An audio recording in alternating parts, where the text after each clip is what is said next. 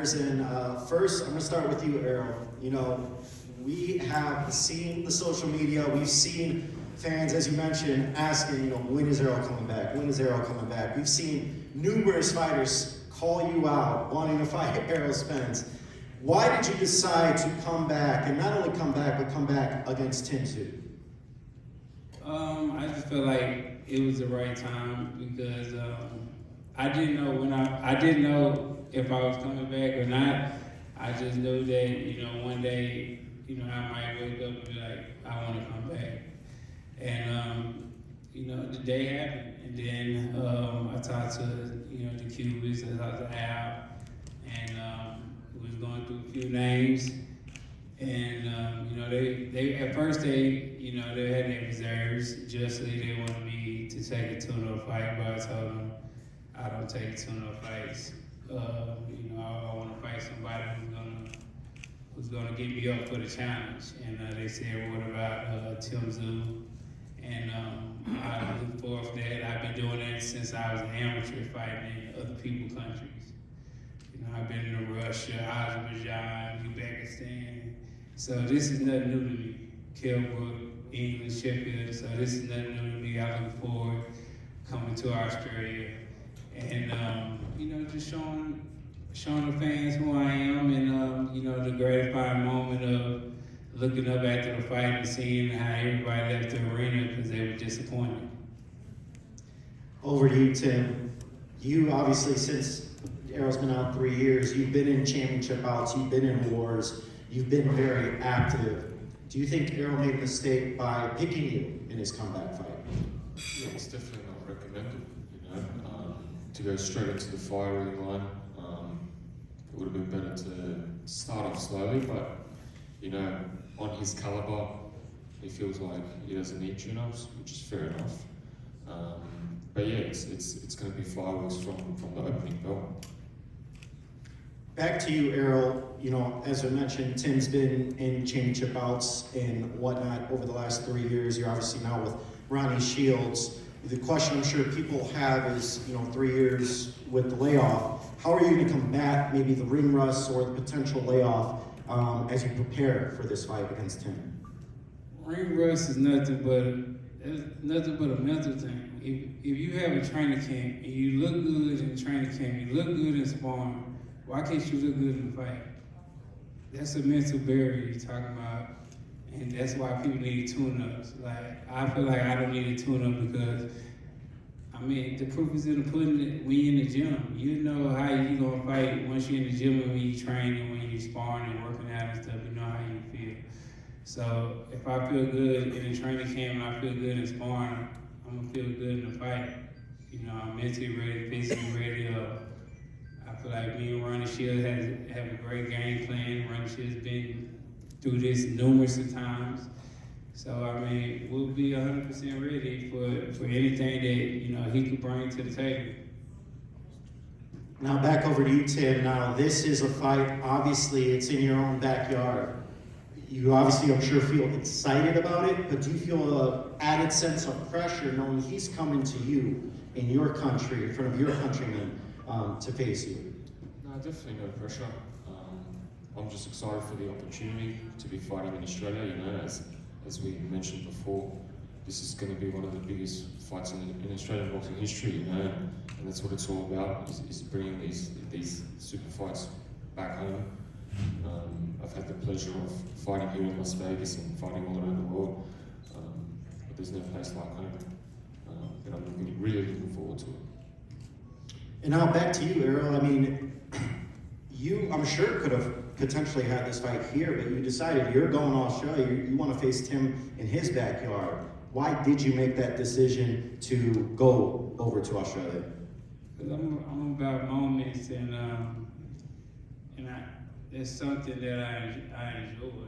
You know, I don't know if it's just, you know, some type of secret gratification, but to fight somebody in their hometown and fight him in front of, you know, their countrymen, and to beat him in front of how many thousands of fans it's gonna be, that's gonna be a great moment for myself, and I like that feeling. I like the feeling when I went to Sheffield and did the same thing, and I'm looking to do the same thing again. Now back to you. I want to ask Matt you a question. Bringing this fight to Australia, you mentioned a fight of this magnitude is incredible. What does it mean for the country to have a fight like this there?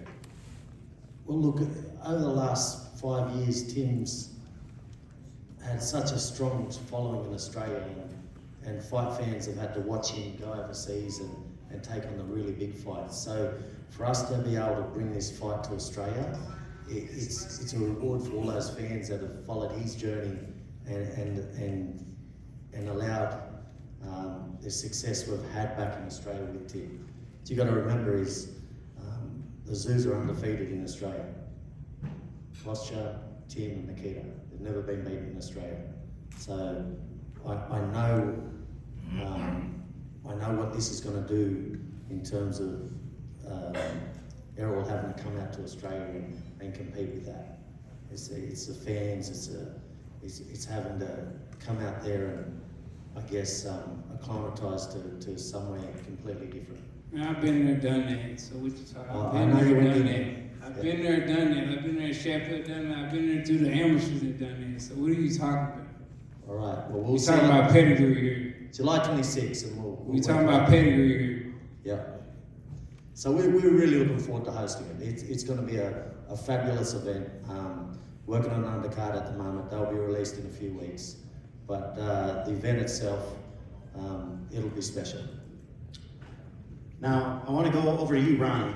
You're going to be in Errol's corner for this fight. How did the relationship start, and what have you seen from Errol already as you guys have been starting to get the training going? Well, I've been watching Errol a lot, through his whole career, basically. So it's nothing that I haven't seen. So, but the thing about it is, he's going to be in great shape, and like he has always been in all of his fights that you've seen. So, but, the thing about it is, he gets up for big fights. And that's what people don't understand sometimes, is that you got fighters and then you got fighters. But you got fighters that get up for the big fights. This is why he doesn't mind going to Australia. He's been to all these other different countries fighting the supposedly best out there and has beaten every one of them. So we're just looking forward to going to Australia and to do what he does best, and that's win. Now, over to you, Errol. You obviously are still a fan of boxing. What have you seen from Tim Tszyu'S in his last several fights, as you've been an observer watching from afar? He's a balls to the wall type fighter. Tremendous heart. He never gives up, and he always comes to fight. So I'm gonna tell the truth always. He's a guy that's gonna come to fight. If you're not in shape or if you're not fit, he's gonna put all that to the test. So he's a very good fighter. And now over to you, Tim. What type of Errol Spence performance, what Errol Spence are you going to be expecting on July 25th, Saturday, and then July 26th, Sunday in Australia? Well, look, of course, I'm expecting the best version of himself. The version that came to fight Kell Brook back in the days. So I'm expecting that. And I know that he throws a lot of punches, very drowns people. I know the type of style he's got. So yeah, it's going to be a cracking fight. Now over to you, Errol. Obviously, this is at a catch rate of 158, but we know, that kind of weight area, 154, 160, is a very stacked division with a lot of notable names in that division. Where do you see yourself amongst those names in that division?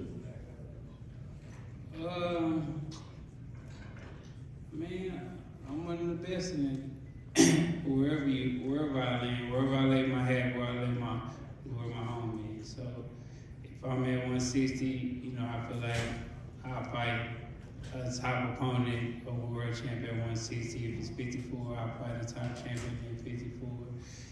You know, so it doesn't matter where I want to go. If I want to keep doing catchweights, I keep doing catchweights. I feel like I earned it right. And now over to you, Tim. You've been a world champion, you fought in world title bouts, but do you believe this fight is the most important fight of your career thus far? Yeah, of course. I think every next fight is always important. You know, you always put everything on the line. So again, every next fight is always important, especially to the caliber of this event. I think this is the number one for me. You know, back in the days, my dad fought Julio Cesar Chavez, and growing up, he used to think of Julio Cesar Chavez as he was the number one guy, and my dad got to fight him and beat him. And this is the type of moment where I can reflect, because I grew up watching Errol Spence and being at that top caliber. Now I get to fight him, so this is like my Julio Cesar Chavez moment for me.